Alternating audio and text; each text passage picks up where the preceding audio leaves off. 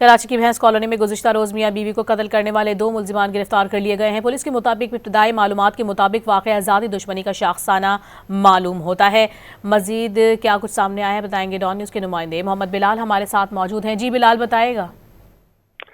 जी बिल्कुल, देखिए थाना सुकन की हदूद भैंस कॉलोनी इंसाफ काटे के करीब फायरिंग का अफसोसनाक वाकया पेश आया था, जिसमें मियां बीवी को निशाना बनाया गया था। DIG east doctor Farooq Ali की हिदायत पर वाकये के फौरी बाद मुलजिमान की गिरफ्तारी के लिए टीम तश्कील दी गई थी।